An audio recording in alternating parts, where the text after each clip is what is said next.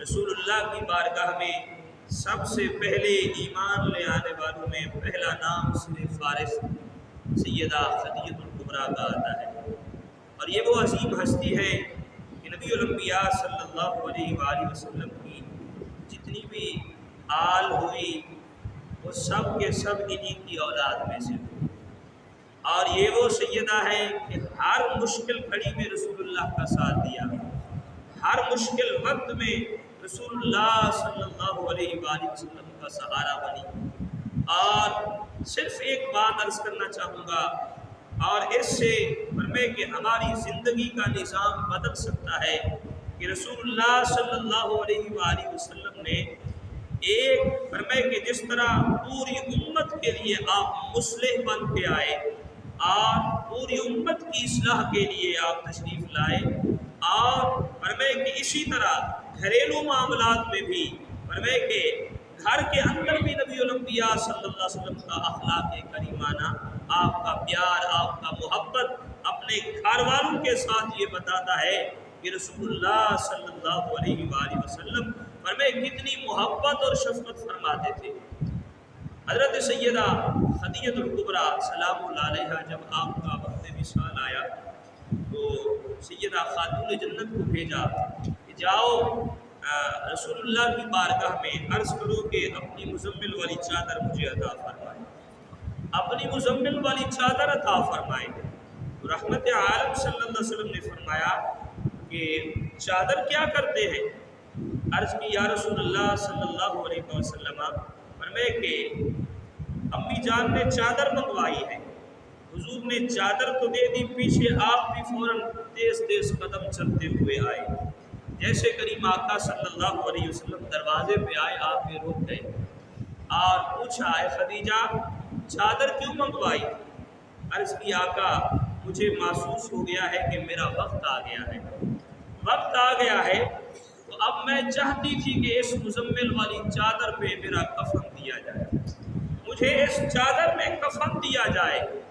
اور یہاں پہ جو محدثین نے الفاظ لکھے نا، فرمائے کہ ان الفاظ کو بولتے ہوئے بھی زبان تھکا جاتی ہے۔ رحمت عالم صلی اللہ علیہ وسلم کی چشمان مبارک سے آنسو نکل آئے، آپ نے فرمایا خدیجہ تو نے تو چادر مانگی ہے نا، اگر مجھ سے میری جلد مانگتی نا تو میں یہ بھی عطا فرما دیتا، یہ بھی عطا فرما دیتا۔ اتنی محبت، اتنا پیار تھا کریم آقا صلی اللہ علیہ وآلہ وسلم کو۔ اور میں اپنی ازواج سے ایک دن سیدہ عائشہ صدیقہ رضی اللہ تعالیٰ عنہ آپ پیالے میں پانی پی رہی تھی، رسول اللہ صلی اللہ علیہ وسلم نے فرمایا اے حمیرہ، فرمائے کہ آپ ان کو پیار سے اس نام سے بلاتے، فرمائے حمیرہ پانی تھوڑا بچا کے دینا۔ عرض کی یا رسول اللہ یہ تو میرا جھوٹا ہے، آپ نے فرمایا آپ بھی تو میری بیوی ہو، فرمائے بیوی ہو۔ یہ اتنا پیار محبت کا انداز اپنی ازواج سے بتاتا ہے کریم آقا صلی اللہ علیہ وآلہ وسلم کے جو اخلاق کریمانہ، فرمائے صرف ظاہر باہر امت کے لیے نہیں تھے، اپنے گھر میں بھی وہی اخلاق۔ اور ان خوش نصیب ہستیوں میں پہلا نام سیدہ خدیجہ الکبریٰ کا آتا ہے۔ بے حد نیاز مندی، اطاعت، محبت، ہمدردی، غم گساری کے صلہ میں جہاں بے فرمائے کہ بنا رحمت و برکات سے نوازا گیا۔ ایک یہ بھی ہے کہ جبریل علیہ السلام حضور سے عرض کرتے ہیں حضور خدیجہ الکبریٰ حاضر ہو رہی ہے، جب وہ آئیں انہیں خدا کی طرف سے اور میری طرف سے سلام پہنچا دیجیے، سلام پہنچا دیجیے گا۔ یہ شرف بھی سیدہ خدیجہ الکبریٰ کو ملا کہ رب کی طرف سے ان کے لیے سلام آیا ہے، اور فرماتے ہیں کہ ان کے لیے اللہ تعالیٰ نے جنت میں موتیوں والا محل بنایا۔ یہ اعزاز ہے فرمائے سیدہ خدیجہ الکبریٰ کے لیے۔ اور سیدہ خدیجہ الکبریٰ رضی اللہ تعالیٰ عنہ کے بعد دوسرا اعزاز فرمائے کہ جو سیرت نگاروں نے لکھا ہے، اور یہاں پہ سبل الہدی والرشاد کے اندر علامہ یوسف صالحی رحمۃ اللہ تعالیٰ نے لکھا، اور فتح الباری کے اندر ابن حجر اسقلانی نے لکھا کہ دوسرا اعزاز جو ملا ایمان لانے کا وہ ورقہ بن نوفل کے حصہ میں آیا۔ جیسے کہ گزشتہ پچھلے بیانوں میں بھی میں نے عرض کیا تھا کہ جب رسول اللہ صلی اللہ علیہ وآلہ وسلم پر وحی کا نزول ہوا، پہلی وحی آئی اور سیدہ خدیجہ حضور کو لے کر ورقہ بن نوفل کے پاس آئیں تو جب غار حرا کی کیفیت پوچھی اور حضور نے ساری بات بتا دی تو ورقہ بن نوفل نے کیا کہا؟ جب اس نے آپ کا کلام سنا تو اسے حق کا یقین ہو گیا اور اس نے حق کا اعتراف کر لیا اور فرمائے کہ یہ وہ شخصیت تھی جنہوں نے رسول اللہ صلی اللہ علیہ وسلم کی ذات پہ ایمان لے آئے۔ اور ورقہ بن نوفل کے بعد تیسری شخصیت وہ ہے جن کو یہ اعزاز اور یہ شرف نصیب ہوا، وہ سیدنا حضرت مولا کائنات علی المرتضیٰ شیر خدا کرم اللہ تعالی وجہ الکریم کو یہ شرف نصیب ہوا کہ توکہ غلامی سے سرفراز ہوئے۔ آپ کی عمر مبارک 10 سال کی تھی جب اس سعادت سے بہرہ ہوئے۔ حضرت مولا علی کی عمر 10 سال تھی، ابھی بچے تھے، اور بعثت سے اگلے دن یعنی سوموار کے دن وحی کا نزول ہوا، بعثت کی ابتدا ہوئی اور اگلا منگل کا دن تھا۔ حضور پاک صلی اللہ علیہ وسلم کے ساتھ نماز ادا کی مولا علی کرم اللہ تعالی وجہ الکریم۔ اور ایک روایت میں ہے کہ حضرت علی المرتضیٰ نے حضور پاک صلی اللہ علیہ وآلہ وسلم اور حضرت سیدہ خدیجہ الکبریٰ رضی اللہ تعالی عنہ آپ کو نماز ادا کرتے دیکھا تو پوچھا کہ یہ کیا ہے؟ حضور پاک صلی اللہ علیہ وسلم نے فرمایا یہ اللہ کا دین ہے، میں تمہیں اس کی طرف بلاتا ہوں، اس کی عبادت کرو، لات منات فرمے عزا کو چھوڑ دو۔ اور سیدنا علی المرتضیٰ فرماتے ہیں یہ ایک بالکل نئی چیز ہے اور بہتر سمجھتا ہوں کہ پہلے اپنے باپ ابو طالب سے میں مشورہ کر لوں۔ آپ کے اس فیصلے سے پتہ چلتا ہے کہ سعادت مند اولاد اپنے مسائل میں اپنے بزرگوں سے مشورہ کرتے ہیں، اور یہی طریقہ ہمیں صحابہ نے سکھایا ہے کہ جب بھی کبھی کوئی مسئلہ پیش آئے کسی اور کے پاس جانے سے بہتر ہے، آپ فرمائے کہ اپنی عقل کے گھوڑے دوڑانے سے بہتر ہے اپنے بزرگوں سے مشورہ کر لیا کریں، مشورہ کیا کریں۔ حضور پاک صلی اللہ علیہ وسلم نے فرمایا کہ تمہیں اگر اسلام قبول نہیں کرنا تو پھر یہ راز مت ظاہر کرنا۔ ابھی اعلانیہ تبلیغ کا حکم نہ تھا اور سیدنا علی المرتضیٰ خاموش ہو گئے۔ ابھی ایک رات ہی گزری تھی تو علی المرتضیٰ شیر خدا حاضر ہوئے اور عرض کی کہ حضور آپ کس امر کی دعوت دیتے ہیں؟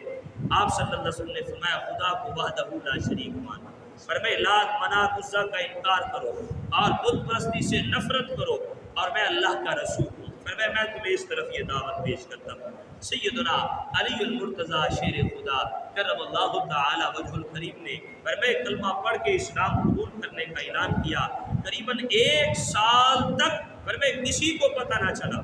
سیدنا علی المرتضیٰ حضور کی کفالت میں ہے۔ ایک دفعہ 61 سالی کے موقع پر حضور پاک صلی اللہ علیہ وسلم نے اپنے چچا عباس سے فرمایا کہ ابو طالب کی مالی حالت جو ہے بہت کمزور ہے اور فرمائے ان سے تعاون کیا جائے، اور جناب ابو طالب کے کچھ بچے آپ رکھ لیں اور کچھ میں اپنی کفالت میں لے لیتا ہوں۔ تو اور فرمائے کہ جب حضرت ابو طالب کے پاس گئے مشورہ کیا اس بات پر تو انہوں نے کہا کہ عقیل کو میرے پاس رہنے دو، باقی سب کو تم لے لو۔ تو فرمائے کہ باقی سب کو حضرت عباس لے کر گئے اور حضرت علی المرتضیٰ شیر خدا کرم اللہ تعالی وجہ الکریم یہ حضور کی کفالت میں آئے، حضور کی کفالت میں آئے، اور حضرت علی کو حضور نے لے لیا اور حضرت جعفر کو حضرت عباس نے لیا۔ اور فرماتے ہیں کہ ایک بات یہ کہ سعادت مند اولاد بزرگوں سے مشورہ کر لیتی ہے، حضرت علی نے ابو طالب سے پوچھنے کا ذکر فرمایا۔ اور دوسری بات مشکل وقت میں ہمدردی اور غم گساری کی بہترین مثال رسول اللہ نے اپنے اعمال کے ذریعے دکھائی۔ اگر ایک بھائی غریب ہے، کمزور ہے، اس کے پاس اولاد ہے تو فرمایا اس کا تعاون کیا جائے، اس کے ساتھ تعاون کیا جائے تاکہ مشکل کی اس گھڑی میں وہ بھی ہمارے ساتھ شامل ہو، اور فرمائے کہ اس کا وقت بھی اچھا گزر جائے۔ تو حضور پاک صلی اللہ علیہ وآلہ وسلم نے مالی معاونت فرمائی، حضرت علی کو اپنی کفالت میں لے لیا، اور باوجود اس کے کہ حضرت علی حضور کی کفالت میں ہے مگر منوانے کے لیے زبردستی نہیں ہے کہ اب تم اس دین کو لازمی مانو۔ حضور پاک صلی اللہ علیہ وسلم نے فرمایا اگر ماننا نہیں ہے تو اس کو راز کو ظاہر بھی نہ کرنا۔ ابھی اعلانیہ تبلیغ کا حکم نہیں ہوا۔ قبول اسلام کی اولیت میں اختلاف پایا جاتا ہے، اور حضور پاک صلی اللہ علیہ وآلہ وسلم یعنی کی بارگاہ میں حضرت علی کے بعد حضرت زید فرمائے کہ بن حارثہ جو غلام تھے آزاد کردہ حضور کے، تو فرمایا کہ وہ اسلام لائے اور آپ کی میت میں انہوں نے نماز پڑھی۔ یہاں پہ آ کے اختلاف پایا جاتا ہے علماء کے اندر کہ سب سے پہلے اسلام کون لایا۔ اب زید بن حارثہ غلام ہیں، حضرت علی مرتضیٰ بچے ہیں، اور حضرت سیدنا ابو بکر صدیق بھی سب سے پہلے ایمان لائے۔ اور اب فرمائے فیصلہ جو متفق علیہ علماء نے فرمایا وہ یہ کہ آزاد بڑے مردوں میں سے سب سے پہلے ایمان سیدنا صدیق اکبر لائے، اور فرمایا کہ آزاد بچوں میں سے سب سے پہلے ایمان حضرت مولا علی کرم اللہ تعالیٰ عنہ الکریم لائے، اور عورتوں میں سب سے پہلے ایمان فرمائے حضرت سیدہ خدیجہ الکبریٰ حضور کی ذات پر ایمان لے آئیں، اور غلاموں میں حضرت زید بن حارثہ حضور کی بارگاہ میں سب سے پہلے آئے۔ اور فرمایا کہ قبول اسلام کی پہلی دعوت اہل بیت کے لیے تھی، اس کے بعد حضور نے اپنے مخلصین کو فرمایا یہ دعوت دی، اور ان میں سب سے پہلے فرد جناب سیدنا صدیق اکبر ہے۔ امام حسن نے سیدنا علی المرتضیٰ شیر خدا کرم اللہ تعالیٰ وجہ الکریم سے یہ روایت کی ہے کہ آپ نے فرمایا کہ حضرت ابو بکر مجھ سے، یعنی مولا علی نے فرمایا کہ حضرت ابو بکر مجھ سے 4 باتوں میں سبقت لے گئے، 4 باتوں میں سبقت لے گئے۔ اظہار اسلام میں بھی سب سے پہلی سبقت ابو بکر نے کی ہے۔ ہجرت کے وقت رسول اللہ کا ساتھ، رسول اللہ کی رفاقت یہ بھی ابو بکر کو ملی ہے۔ غار ثور کی مصاحبت جو تھی، ساتھ رہنا حضور کے غار میں، فرمایا یہ شرف بھی ابو بکر کو ملا، اور نماز کے قائم کرنے اور اس کے اظہار کرنے کے لیے بھی سب سے پہلے عام لوگوں کے سامنے ابو بکر نے جا کے اعلان کیا۔ سیدنا صدیق اکبر رضی اللہ تعالیٰ عنہ کو اعلان نبوت سے پہلے بھی حضور سے دلی لگاؤ تھا، دوستانہ تعلق تھا، مختلف معاملات و مسائل پر فرمائے کہ محافل ہوتی رہتی تھی، حضور کے ساتھ بیٹھا کرتے، اخلاص، پیار، محبت، حسن معاشرت سے صدیق اکبر پہلے سے ہی فرمائے کہ بہت زیادہ متاثر تھے حضور کی بارگاہ سے۔ یا یہ اگر اس طرح کہہ لیا جائے کہ قدرت کاملہ نے اپنے محبوب کے لیے فرمائے صدیق پاک کو چن لیا تھا، صدیق پاک کو پہلے سے ہی چن لیا تھا۔ اور فرماتے ہیں کہ صدیق اکبر کے قبول اسلام کا فرمائے ذکر خود سید عالم صلی اللہ علیہ وآلہ وسلم نے ایک دفعہ اس طرح فرمایا کہ میں نے جسے بھی اسلام کی طرف بلایا فرمایا کہ اسے لغزش پائی، یعنی کہ اس نے سوچ بچار کی، سوچنے لگ گیا کہ اب فرمائے کہ ایمان لے آؤں کہ نہ لے آؤں، کلمہ پڑھ لوں، فرمائے سوچنے لگ گئے۔ صرف واحد شخصیت ہے جن کا نام سیدنا صدیق اکبر رضی اللہ تعالیٰ عنہ ہے۔ فرمایا جب صدیق اکبر کو میں نے دعوت دی بغیر سوچے سمجھے، فرمایا کہ یہ کہا کہ اب فرمایا یہ دعوت قبول کرنی ہے یا نہیں، یہ سوچا بھی نہیں، جیسے ہی رسول اللہ نے دعوت دی فوراً کلمہ پڑھ کے حضور کے غلام بن گئے، حضور کی غلامی کا شرف حاصل کیا۔ تو سب سے پہلے صدیق اکبر کو یہ شرف حاصل ہوا فرمایا آزاد مردوں میں سے۔ اور صدیق اکبر کا جو ذاتی طور پر حضور سے رابطہ تھا فرمایا اس کے علاوہ آپ نے یہود کے علماء سے بھی آپ صلی اللہ علیہ وسلم کے بارے میں بہت کچھ سن رکھا تھا، اور آپ کے اعلان نبوت کے منتظر تھے۔ اس طرح حضور پاک صلی اللہ علیہ وسلم بھی جناب ابو بکر کے کردار و وفا سے بہت متاثر تھے۔ حضور کی نگاہ میں صدیق اکبر بہت محبوب تھے، اور حضور کی نگاہ فرمائے کہ اور کرم جو تھی ابو بکر پر پڑی، ابو بکر نے تصدیق کی اور صدیق کے نام سے نوازے گئے، صدیق کے نام سے نوازے گئے۔ ان دنوں فرمائے خاموشی سے ہی کام لیا جا رہا تھا، فرمائے کہ اعلانیہ تبلیغ نہیں، خاموشی سے اندر ہی اندر جب نماز کا وقت ہوتا تو کسی مخفی مقام پر نماز پڑھ لی جاتی۔ ایک موقع پر حضرت علی نماز پڑھ رہے تھے، ابو طالب آ گئے، دیکھا تو ابو طالب نے حضور سے پوچھا کہ یہ کیا ہے؟ تو آپ نے فرمایا چچا یہ اللہ کا دین ہے، فرمائے تمام پیغمبروں کا دین ہے، فرشتوں کا دین ہے، خصوصاً ہمارے جد امجد حضرت سیدنا ابراہیم علیہ نبینا علیہ السلام کا دین ہے۔ اللہ تعالیٰ نے مجھے اس دین کی اشاعت کے لیے بھیجا ہے، چچا آپ بھی میری نصیحت کو قبول کریں اور اس سلسلہ میں ہمارے مددگار ہوں۔ تو ابو طالب نے کہا بیٹے میں اپنا آبائی دین تو نہیں چھوڑ سکتا، لیکن میں تمہاری حفاظت اور تمہاری نگرانی ضرور کرتا رہوں گا، اور کوئی تمہیں تکلیف نہ پہنچا سکے گا۔ جناب ابو طالب نے حضرت علی سے مخاطب ہو کر کہا بیٹے یہ دین کیا ہے؟ جواب دیا بابا یہ دین اسلام ہے، اور میں اپنی رضا اور محبت سے، اپنی رغبت سے میں نے یہ دین قبول کر چکا ہوں۔ بہتر ہے تمہیں فرمائے کہ بھلائی کی طرف فرمائے بلایا ہے، ان کا ساتھ نہ چھوڑنا۔ یہ جملے ابو طالب نے بولے، کہا بیٹا یہ جو دین تم نے قبول کر لیا ہے یہ سب سے بہتر ہے، تمہیں بھلائی کی طرف بلایا گیا ہے، لہٰذا ان کا ساتھ مت چھوڑنا، ساتھ مت چھوڑنا۔ تو عالم اسلام کے اندر فرمائے کہ یہ وہ شخصیات تھیں سب سے پہلے جو رسول اللہ صلی اللہ علیہ وسلم کی بارگاہ اقدس میں آئے۔ اور یہاں پہ ایک واقعہ لکھا اور علامہ فرمائے کہ باجوری رحمۃ اللہ تعالی نے اور عالم اسلام کے مشہور قلمکار محمد صادق ارجون صدیق اکبر کے قبول اسلام کا ایک واقعہ لکھتے ہیں کہ ایک دن صدیق اکبر حکیم بن حزم کے ہاں بیٹھے ہوئے تھے کہ ایک عورت آئی اور اس نے حکیم بن حزم سے کہا کہ آپ کی پھوپھی خدیجہ فرمائے کہتی ہے کہ ان کے شوہر اللہ کے رسول ہیں، فرمائے یہ کیا معاملہ ہے؟ صدیق اکبر نے ساری بات سنی اور سیدھے حضور کی بارگاہ میں حاضر ہوئے، حضور کی بارگاہ میں حاضر ہوئے اور اس خبر کے بارے میں آپ صلی اللہ علیہ وسلم سے پوچھا تو حضور پاک صلی اللہ علیہ وسلم نے نزول وحی کا پورا واقعہ جو تھا صدیق اکبر کو سنایا اور صدیق اکبر نے فوراً بلا تأمل عرض کیا، صدقت بے ابی و امی انت و اہل الصدق انت، فرمائے کہ عرض کی حضور میرے ماں باپ آپ پر قربان ہوں، آپ سچے ہیں،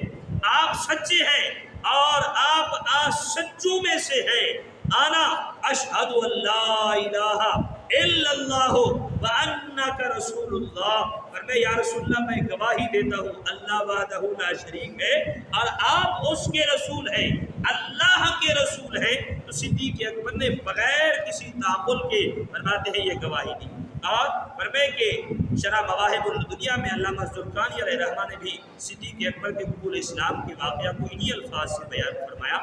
اور صدیق اکبر کی جو تبلیغی خدمات ہے مختصراً میں عرض کروں کہ صدیق اکبر کی مساعی، آپ کی کوششیں جو تھیں تبلیغی کوششوں سے اسلام کا حلقہ جو ہے مزید وسیع ہوا، کیونکہ اسلام کی تبلیغ کا اعلانیہ حکم نہیں تھا ابھی، تو فرمایا چھپ کر جو تبلیغ ہوتی تھی اس سے صدیق اکبر نے بہت سارا فرمایا کہ لوگوں کو حلقہ بگوش اسلام کیا۔ یہ پہلا مرحلہ تھا اور اس پہلے مرحلے میں کتنے لوگ آئے؟ حضرت عثمان بن عفان، یہ صدیق اکبر کی دعوت تھی، آگے حضور نے صدیق کو دعوت دی، صدیق اکیلے جا کے لوگوں سے ملتے اور جن لوگوں نے پہلے مرحلہ میں اسلام قبول کیا ان میں حضرت عثمان بن عفان کا نام، زبیر بن عوام کا نام، حضرت عبد الرحمن بن عوف، طلحہ بن عبداللہ، سعد بن ابی وقاص، یہ قبیلہ قریش کے سب سے بڑے بڑے عمراء تھے جو سیدنا صدیق اکبر کی تبلیغ سے متاثر ہو کر مشرف بہ اسلام ہوئے، حضور کے ساتھ نماز پڑھی۔ اور دوسری فرمائے جب دوسرا مرحلہ آیا تو اس میں جو افراد فرمائے اسلام کی آغوش میں آئے ان میں حضرت ابو عبیدہ تھے، عامر بن جراح، ارقم بن ابی الارقم تھے، مظعون بن حبیب، عثمان بن مظعون اور قدامہ بن مظعون، عبداللہ بن مظعون، عبیدہ بن حارث، سعید بن زید اور عمر بن نفیل، فاطمہ بنت خطاب، فرمائے سیدنا فاروق اعظم کی ہمشیرہ تھی۔ فرماتے ہیں یہ وہ لوگ تھے اور خباب بن عرد شامل تھے جن کو سیدنا صدیق اکبر دعوت پیش کرتے، ان کی تبلیغ سے متاثر ہو کر حضور کی بارگاہ میں آئے۔ ان لوگوں نے سب سے پہلے اسلام قبول کیا اور صدیق اکبر کی محبت کا انداز لگائے۔ فرمائے کہ جب قبول اسلام کے وقت جب فرمائے کہ ابتداءً 40 لوگ ہو گئے، صدیق اکبر رضی اللہ تعالیٰ عنہ نے بار بار اصرار کیا، یا رسول اللہ صلی اللہ علیہ وسلم میرا دل چاہتا ہے ہم جا کے اعلانیہ عبادت کریں۔ حضور پاک صلی اللہ علیہ وسلم نے فرمایا ابھی ہماری تعداد تھوڑی ہے، اگر صدیق اکبر نے اصرار کیا تو آپ حرم میں تشریف لائے۔ قریش پہلے سے ہی حرم میں بیٹھے ہوئے تھے۔ صدیق اکبر نے بھرے مجمع میں فرمائے لوگوں کو قبول اسلام کی دعوت پیش کی تو پھر کیا تھا، شدید ہنگامہ ہوا، لوگ سیدنا صدیق اکبر پر ٹوٹ پڑے اور زد و کوب کیا۔ بدبخت عتبہ نے تو فرمائے حد کر دی اور فرماتے ہیں کہ اتنا مارا کہ آپ بے ہوش ہو گئے، حتیٰ کہ آپ کی موت کا بھی اعلان کر دیا گیا کہ ابو بکر کا وصال ہو گیا۔ اور کافی دیر کے بعد ہوش میں آئے اور جب ہوش میں آئے اتنا آپ کو مارا تھا کہ آپ کے سر کے بال جو تھے فرمایا اگر ان کو ہاتھ لگایا جاتا تو بال بھی اکھڑ جاتے تھے، اتنا ان لوگوں نے مارا تھا۔ اور فرماتے ہیں جب آپ ہوش میں آئے ابھی جسم زخموں سے چور ہے تو فرمایا اور کوئی بات نہیں پوچھی، بندہ اس کیفیت میں ہو اور جب ہوش آئے تو پہلے کوئی چیز مانگتا ہے، پانی دو یا میرا فلاں کہاں ہے، ارے سب سے پہلے جو فکرہ جو جملہ سیدنا صدیق اکبر کی زبان پہ آیا وہ یہ جملہ تھا ما فعل رسول اللہ صلی اللہ علیہ وسلم، فرمائے بتاؤ میرے آقا کا کیا حال ہے، میرے آقا کا کیا حال ہے۔ اور پھر غنود کی طاری ہو گئی، والدہ نے پھر بلایا، آنکھ کھولی تو فرمایا حضور کا کیا حال ہے۔ تو قربان جائے صدیق اکبر کے پیار اور محبت سے اس حال میں بھی اتنا پیار اور محبت ہے۔ اور یہ سیدنا صدیق اکبر فرمائے عاشقان مصطفیٰ کے سپاہ سالار ہے۔ ارے یہی درس تھا فرمائے جو آگے چلا، بلال حبشی کے دل میں بھی یہی چنگاری اٹھی، اور فرمائے خبیب رومی کے بھی فرمائے کہ دل میں یہی چنگاری اٹھی، اور سلمان فارسی کے فرمائے دل میں بھی یہی چنگاری اٹھی۔ یہی عشق و محبت تھا جو ابو بکر نے آگے سکھایا۔ فرمائے کہ رسول اللہ کو دیکھتے جاتے ہیں، ارے دنیا کے جتنے مصائب آئے، جتنی مشکلات آئیں، جتنی پریشانیاں آئیں، کبھی رسول اللہ سے فرمائے منہ نہ موڑا۔ حضرت خبیب کو جب کافر تیر مار رہے تھے تو کہا اے خبیب کیا تو یہ بات پسند کرتا ہے کہ تیرا رسول مدینے میں آرام فرما ہو اور تجھے ان کے بدلے میں یہاں پہ عذاب دیا جا رہا ہے؟ فرمایا تم تو یہ بات کرتے ہو، ارے فرمایا کہ اگر میرے رسول کو ایک کانٹا بھی چبھے مجھے اس کی بھی تکلیف ہوگی۔ فرمایا کہ میں رسول اللہ کی بارگاہ میں اپنی جان بخوشی دوں گا کہ رسول اللہ کے نام پر میں نے اپنی جان قربان کی ہے۔ اور یہ بدبختوں نے حضرت خبیب کو فرمایا رسیوں سے باندھا ہوا تھا اور تیر مارتے پھر ہنستے تھے، فرمایا تیر مارتے تھے پھر ہنستے تھے۔ حضرت خبیب نے رسول اللہ کی بارگاہ میں عرض کی، وہیں سے کھڑے ہو گئے یا رسول اللہ صلی اللہ علیہ وسلم یہ غلام فرمائے اللہ کی بارگاہ میں واپس جا رہا ہے، اے الہ العالمین ایک کرم فرمانا، آج تیرے محبوب کے نام پہ یہ جان دے رہا ہوں، کم سے کم میری موت کے بعد یہ میری لاش ان کے سپرد نہ کرنا کافروں کے، تاکہ یہ میری لاش کا کہیں مسئلہ نہ کر سکے۔ اور ادھر سے جب حضرت خبیب شہید ہوئے اور ان لوگوں نے کھولا، اتنی دیر میں طوفان آیا، اتنی بارش آئی کہ آپ کی جو جسم خاکی تھا فرمائے وہ بہہ گیا پانی میں، اور رسول اللہ صلی اللہ علیہ وسلم نے ادھر سے صحابہ کو بھیجا، جاؤ فلاں مقام پہ جاؤ، خبیب کا جس جسد خاکی آیا ہوگا فرمائے اسے اٹھا کے لے کر آؤ۔ ارے یہ تھا محبت تھی رسول اللہ سے، یہ پیار تھا، یہ عشق تھا، اتنی انتہا اتنا درجے کی محبت رسول اللہ کے ساتھ یہ صحابہ نے ہی سکھایا ہے ہمیں، یہ پیار صحابہ نے سکھایا۔ آج عشاقان مصطفیٰ رسول اللہ کے نام پہ اپنی جانیں تو دے دیتے ہیں فرمائے، پر رسول اللہ کے فرمائے جس طرح کسی نے کہا تھا حسن یوسف پہ کٹی مصر میں انگشت زنا، حسن یوسف پہ کٹی مصر میں انگشت زنا، سر کٹاتے ہیں تیرے نام پہ مردان یارب۔ فرمائے یہ تو رسول اللہ کے غلاموں کی شان ہے، سر کٹا دیتے ہیں۔ حضرت فرمائے کہ حضور کے صحابی ہیں، جنگ احد میں 80 تیر لگے ہیں، 2 نیزے آر پار گئے ہوئے ہیں، اتنے زخم کے باوجود بھی صحابہ کو اعلان کر کے کہہ رہے ہیں اے صحابہ اگر آج تم میں سے کوئی ایک بچ گیا اور میرے حضور کو تکلیف پہنچی تو کل قیامت کے دن اللہ کی بارگاہ میں تمہاری شکایت کروں گا، تم کامیاب نہیں ہو سکتے۔ اس لیے فرمایا کہ جب تک تمہاری جان میں جان ہے فرمایا رسول اللہ کو تکلیف نہیں ہونی چاہیے۔ حضرت ابو عبیدہ بن جراح حضور کی بارگاہ میں آتے ہیں کہ اس جنگ احد میں فرمایا کافروں نے جب پتھر مارے تو حضور نے لوہے کی ٹوپی جو پہنی ہوئی تھی اس کے خود جو تھے فرمایا نوکے فرمایا کہ وہ ٹیڑھی ہو گئی اور حضور کے رخسار کے اندر چبھی، رخسار کے اندر۔ اب لوہے کی فرمائے کہ ٹوپی تھی اس کی فرمائے کہ نوکے حضور کے رخسار میں گئی، اب ان کو کیسے نکالا جائے؟ فرمائے سیدنا حضرت ابو عبیدہ بن جراح نے دیکھا ادھر سے خون نکل رہا، خون نکلنے لگا، ابھی فرمائے نیچے نہیں آیا تھا، ابھی یہاں سے نکلا۔ حضرت ابو عبیدہ دوڑ کے آئے حضور کی بارگاہ میں، آتے ہی اپنا منہ یہاں پہ رکھ لیا، یہاں پہ رکھ لیا، اور فرمائے کہ اس جو نوک اندر چبھی ہوئی تھی اس کو نکالنے کے لیے اپنے دانتوں سے زور لگایا، ایک دانت ٹوٹ گیا، دوسرا دانت ٹوٹا۔ میرے کریم نے فرمایا ابو عبیدہ دانت تو ٹوٹ گیا، عرض کی یا رسول اللہ یہ تو 2 دانت ہے نا، اگر ابو عبیدہ کی جان بھی چلی جائے تو پرواہ نہیں۔ نعرہ تکبیر، نعرہ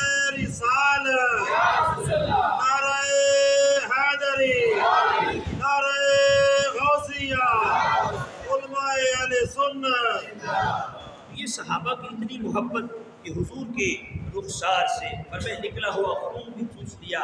دانت بھی ٹوٹے تب بھی رسول اللہ کی بارگاہ میں عرض کرتے ہیں یا رسول اللہ صلی اللہ علیہ وسلم یہ تو 2 دانت ہے نا، فرمایا کہ اگر جان بھی چلی جائے فرمایا اس کی پرواہ نہیں ہے۔ اور جب کافر نے تیروں کی بچھاڑ کی ایک صحابی دوڑتے ہوئے آئے، آگے سینہ کر لیا ایسے، فرمایا کھڑے ہو گئے، میرے کریم نے فرمایا یہ کیا؟ عرض کیا رسول اللہ غلام زندہ ہو اور تیر آپ کی طرف آ جائے یہ ہو نہیں سکتا۔ فرمایا یہ محبت یہ عشق کس نے سکھایا تھا؟ ارے چہرہ بدوہا کو جو بھی دیکھتا نا اپنی جان نچھاور کر دیا کرتا تھا۔ اور سیدنا صدیق اکبر تو ان سب کے امام ہے۔ فرمایا حضور کی بارگاہ سے اتنی پیار اور محبت، اور اسی پیار اور محبت کا فرمایا خراج جو تھا حضرت حسان بن ثابت نے بیان فرمایا خیر البریت اتقاہا وافضلها، فرمایا حضور کے بعد آپ سب سے زیادہ متقی اور سب سے زیادہ افضل ہے بعد النبی، فرمایا کہ رسول اللہ کے بعد انہوں نے جو ذمہ داری اٹھائی اسے نبھانے میں سب سے زیادہ وفادار بھی سیدنا صدیق اکبر ہے۔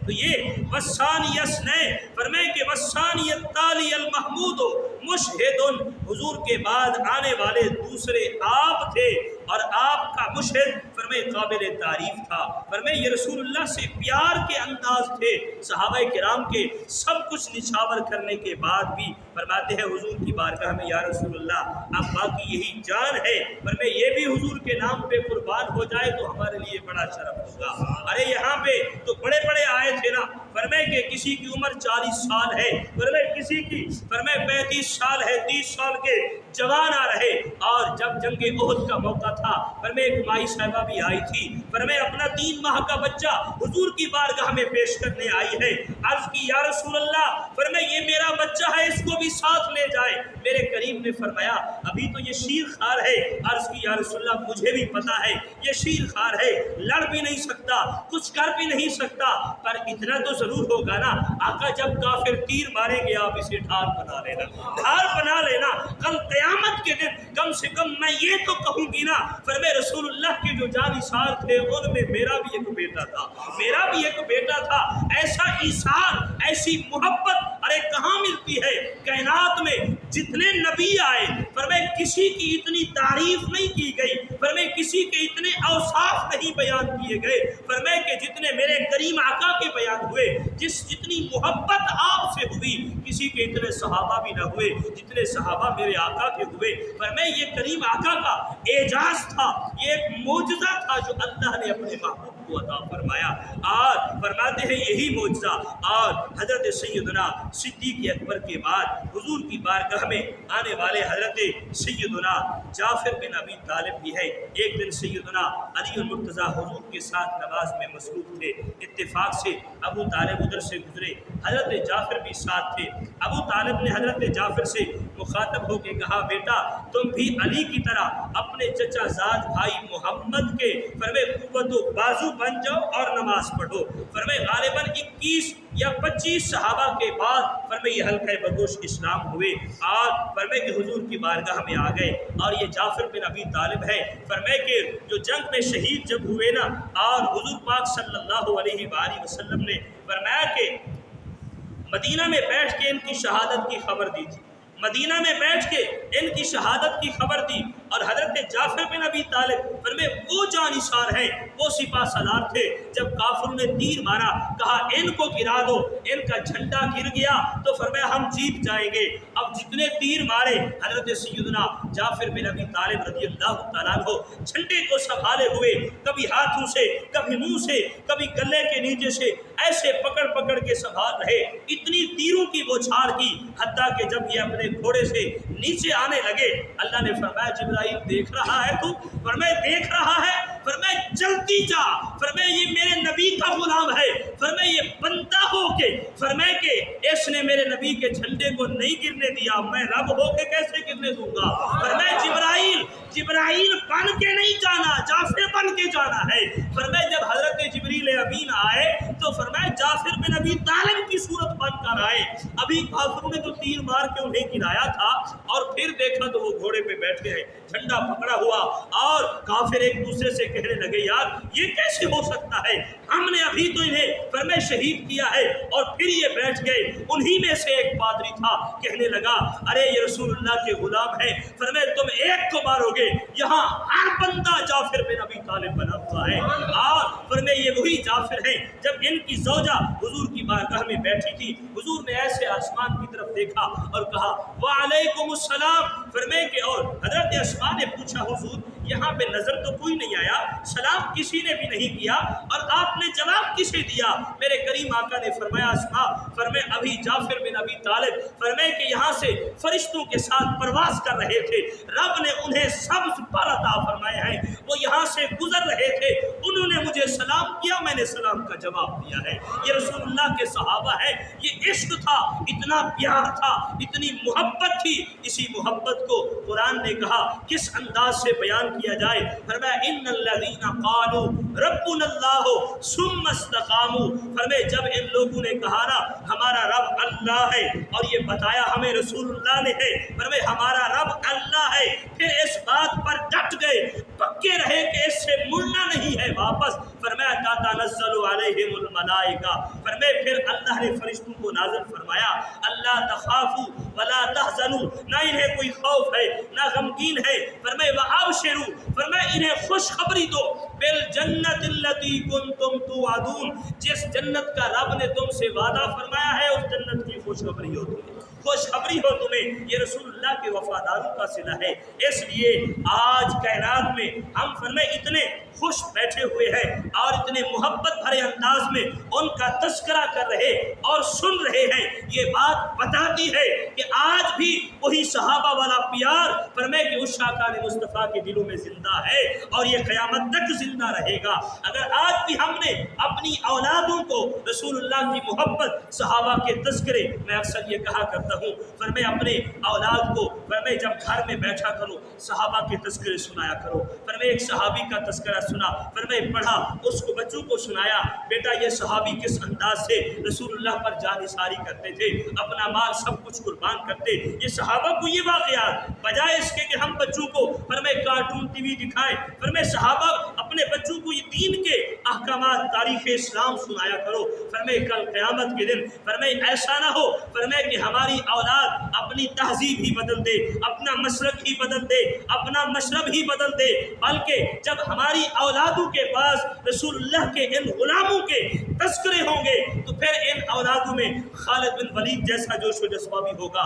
عمر بن خطاب جیسی دھار بھی ہوگی، ابو عبیدہ بن جراح جیسا فرمائے جلال بھی ہوگا، فرمائے حضرت عمر بن عاص جیسے فرماتے ہیں کہ سپاہ سالار بھی ہوں گے، ہماری نسلوں میں فرمائے محمد بن قاسم جیسے نوجوان بھی ہوں گے۔ یہ باتیں تب ہوگی جب ہم اپنی نسل کے دلوں میں رسول اللہ کی محبت ڈالیں گے، رسول اللہ کا عشق پیدا کریں گے، رسول اللہ کی فرمائے کہ سنتیں اپنی اولاد کو سکھائیں گے، تو فرمایا پھر ہماری اولاد والدین کی فرما بردار بھی ہوگی، بزرگوں کا ادب کرنے والی بھی ہوگی، کل پھر ہماری اولاد سے کوئی ایسا نہیں ہوگا کہ رسول اللہ کے جشن ولادت کا انکار کرتا ہوگا، کوئی صحابہ کو بھونکتا ہوگا، ایسے کوئی بھی نہیں ہوگا۔ جو آج ہم نے اپنی ذمہ داری نبھائی اور کل قیامت کے دن اگر یہی اولاد جس کو آج ہم نے فرمائے یہ کام نہ سکھائے، نہ قرآن کی محبت، نہ نماز سکھائی، نہ رسول اللہ کی محبت، نہ اہل بیت کی محبت، نہ صحابہ کی محبت، اگر یہ کام ہم نے نہ کیے اور کل قیامت کے دن اسی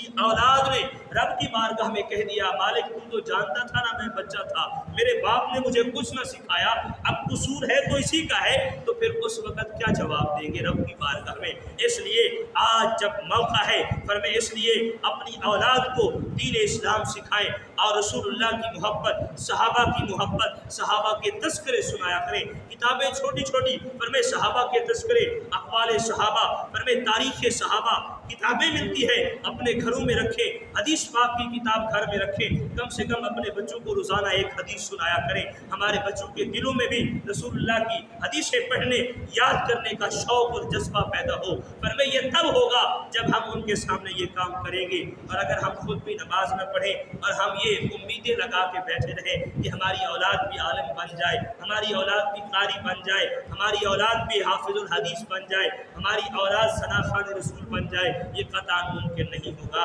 فرمایا یہ ممکن اس کو بنانے کے لیے ہمیں خود کو عملی طور پر فرمایا یہ کردار دکھانا ہوگا۔ رسول اللہ صلی اللہ علیہ وسلم نے فرمایا مختصر سے 23 سال کے عرصہ میں حضرت نوح علیہ السلام نے 950 سال تک تبلیغ کی ہے، اور رسول اللہ نے تو صرف فرمایا 23 سال، فرمایا کہ 23 سال کے عرصے میں جو تبلیغ کی ہے، فرمایا اس کا نتیجہ کیا ہے؟ آج پوری کائنات میں دین اسلام کے چرچے ہیں، دین اسلام کے چرچے ہیں۔ اس کی وجہ کیا تھی؟ میرے کریم آقا جو کچھ فرماتے تھے وہ عملی طور پر بھی دکھاتے تھے، عملی طور پر بھی دکھاتے تھے۔ فرمایا بچے بھی دیکھتے تھے، بڑے بھی دیکھتے تھے، فرمایا جوان بھی دیکھتے تھے، عورتیں بھی دیکھتی تھی۔ رسول اللہ کا کردار دیکھ کر لوگوں نے کلمہ پڑھا۔ اور آخر میں اگر ایک بات میں عرض کرتا چلوں، ایک عیسائی سے جب مسلمان ہوا، کسی نے پوچھا تھا کہ یار تو مسلمان ہوا، تجھے اسلام کی کون سی بات اچھی لگی؟ اس نے کہا جب میں نے اسلام کو پڑھانا، رسول اللہ کی بارگاہ میں ایک واقعہ میں نے پڑھا، اور رسول اللہ بیٹھے تھے، صحابہ کرام بیٹھے تھے، ایک فرمایا کہ اعرابی آئے، حضور کے غلام تھے، عرض کی یا رسول اللہ صلی اللہ علیہ وسلم میرا بیٹا گم ہو گیا ہے، دعا فرمائیں، دعا فرمائے۔ تو یہی پہ جب یہ بات کی نا تو ایک صحابی کھڑے ہوئے، کہا حضور میں نے اس کے بیٹے کو دیکھا ہے فلاں جگہ باغ میں، بچے کھیل رہے ہیں، اس کا بیٹا بھی وہاں پہ ہے، وہاں پہ ہے۔ تو وہ محبت میں فرمایا اب 2 دنوں سے بیٹا گم تھا، تو فرمایا کہ اب محبت کے جو جذبات تھے انہیں لے کر وہ اٹھا اور جانے لگا، جا کے اپنے بیٹے سے ملوں۔ حضور نے بلایا، فرمایا ادھر آؤ میری بات سن کے جاؤ۔ اب وہ عیسائی کہتا ہے جب حضور نے اسے بلایا اور حضور نے کہا ٹھیک ہے میں سمجھتا ہوں، فرمایا تیرے دل کے اندر کتنے جذبات ہوں گے، کتنا پیار ہوگا، کتنی محبت ہوگی، کتنا عشق ہوگا اپنی اولاد کے لیے، لیکن خیال کرنا جب اس اپنے بیٹے کے پاس جاؤ نا، فرمایا اسے پیار بھرے الفاظ سے نہ بولنا، فرمایا پیار بھرے محبت بھرے لہجے میں اسے نہ بلانا، فرمایا بیٹا کہہ کے بلا لینا اور اسے واپس گھر میں لے جانا، اور گھر جب لے جائے تب پیار بھرے الفاظ جتنے بولنا چاہے بول لینا۔ عرض کی حضور اس کی وجہ میرے کریم نے فرمایا ہو سکتا ہے وہاں پہ کوئی یتیم بھی کھیل رہا ہو سکتا ہے وہاں پہ کوئی یتیم بچہ ہو جس کا باپ نہ ہو، اور تو اتنے محبت بھرے پیار بھرے انداز میں جب اسے بلائے گا، اس یتیم کے دل پہ چوٹ لگ گئی نا، فرمایا تو پھر کیا ہوگا؟ وہ بھی یہ دل تڑپ اٹھے گا، کاش کہ میرا باپ بھی ہوتا، مجھے بھی یہ بات سکھاتا، مجھے بھی ایسے بلاتا،